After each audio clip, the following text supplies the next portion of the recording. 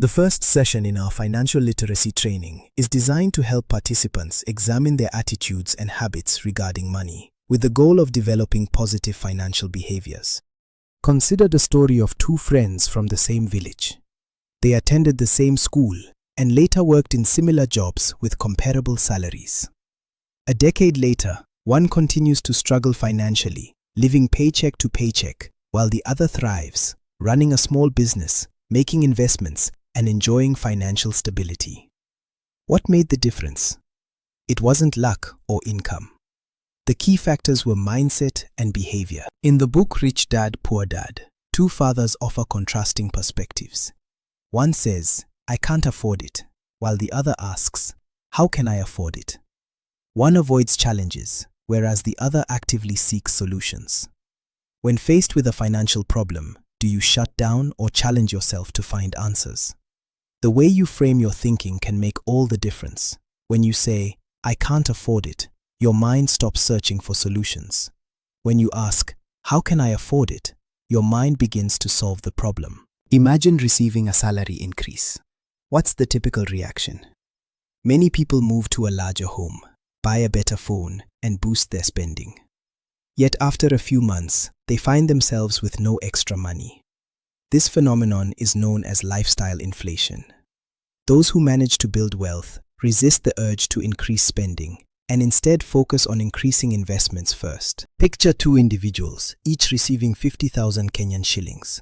One uses the money to buy a new phone, while the other invests in a small side business. After a year, the phone has depreciated in value, but the business is generating income. The lesson: same amount of money, different mindset. Assets put money in your pocket, whereas liabilities take money out. What assets could you start building today? Many well-educated professionals earn good salaries, but lack savings and investments, not because they don't understand money, but because they lack discipline. Financial success isn't about intelligence, it's about consistent behavior. What you do repeatedly matters more than what you know. Consider two people who start saving. One saves a small amount regularly over many years, while the other saves larger amounts but starts later. Who has more savings in the end?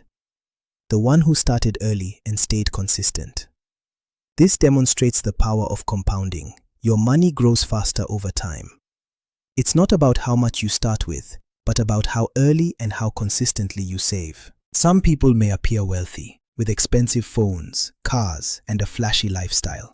However, beneath the surface, they may be burdened by loans, debts, and stress. Is wealth what we see or what we don't see? True wealth is invisible. It is found in savings, investments, and financial freedom. Imagine someone who earns a substantial income but has no free time, is always working, and is constantly stressed. Compare them to someone with a moderate income whose investments generate additional earnings. Who is truly wealthy? The real goal is not just money, it is freedom. Returning to the story of the two friends, the difference between them is clear. One prioritized spending while the other focused on building assets. One lived for the present, the other planned for the future. One reacted to money, the other controlled it. Ask yourself, what mindset do you need to change? What new habit should you adopt? What will you do differently starting today?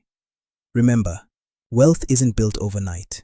It is created through small, consistent, and disciplined actions every day.